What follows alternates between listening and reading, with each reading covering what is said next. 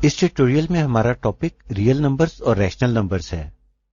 यह tutorial 2 parts पर मुश्तमिल है।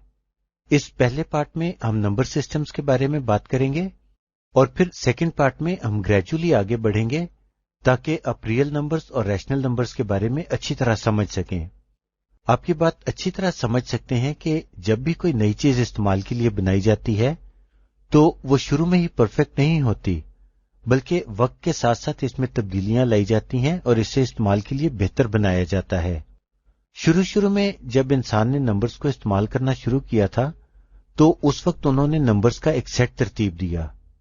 असल हकीकत तो शायद किसी को मालूम नहीं कि नंबर्स का इस्तेमाल कब और कैसे शुरू हुआ, लेकिन जनरली लोगों का यह कहना है कि 90 डिग्रीज या इससे कम एंगल्स वाली शेप्स को नंबर्स और नाम दिए गए। देखें, इस शेप में एक एंगल फॉर्म हो रहा है, इसलिए 1 को इस तरह लिखा जाने लगा। इस शेप में 2 एंगल्स फॉर्म हो रहे हैं, लिहाजा 2 की इनिशियल शेप यही थी।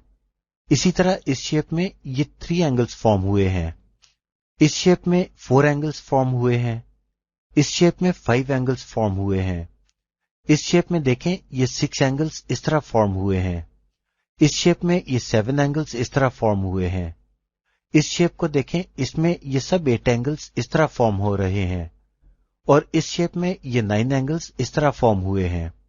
बेशक के आज के दौर में नंबर्स को खूबसूरत बनाकर लिखा जाता है, लेकिन गौर करें कि सब नंबर्स इन्हीं इनिशियल शेप्स के साथ मिलते जुलते हैं।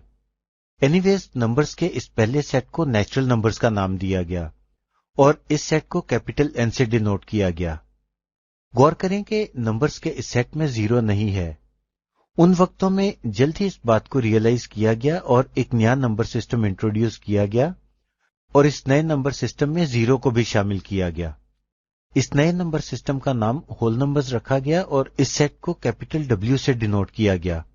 देखें, जब एक नया नंबर सिस्टम इंट्रोड्यूस किया जाता है तो पुराने वाले नंबर सिस्टम को इस नए वाले नंबर सिस्टम में शामिल कर दिया जाता है या फिर मर्ज कर दिया जाता है। लेकिन इसका यह मतलब हरगिज नहीं कि पुराना नंबर सिस्टम खत्म हो गया है या फिर पुराना नंबर सिस्टम ऑब्सलीट हो गया है, बल्कि पुराना नंबर सिस्टम भी अपनी जगह पर ही कायम रहता है और नया नंबर सिस्टम भी इंट्रोड्यूस हो जाता है। तो इस पॉइंट ऑफ व्यू से अब हमारे पास 2 नंबर सिस्टम्स अवेलेबल हैं, एक तो नेचुरल नंबर्स का सिस्टम और दूसरा ये नया वाला होल नंबर्स का सिस्टम। आप देख सकते हैं कि होल नंबर्स के सेट में नेचुरल नंबर्स के तमाम एलिमेंट्स मौजूद हैं, यानी नेचुरल नंबर्स को होल नंबर्स में भी शामिल किया गया है। इसके अलावा नेचुरल नंबर्स का सिस्टम खुद भी नंबरिंग सिस्टम में अपनी जगह पर कायम है। ऑलराइट, इसके बाद फिर जैसे जैसे जमाना तरक्की करता गया तो मैथमेटिक्स को बहुत ज्यादा हिसाब किताब और दूसरी साइंसेज में भी इस्तेमाल किया जाने लगा।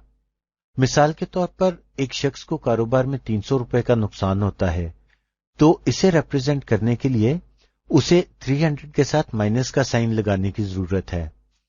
इसी तरह अगर जियोग्राफिकली कोई जगह सी लेवल से 500 मीटर्स नीचे हो तो इसे प्रेजेंट करने के लिए 500 मीटर्स के साथ माइनस का साइन लगना चाहिए।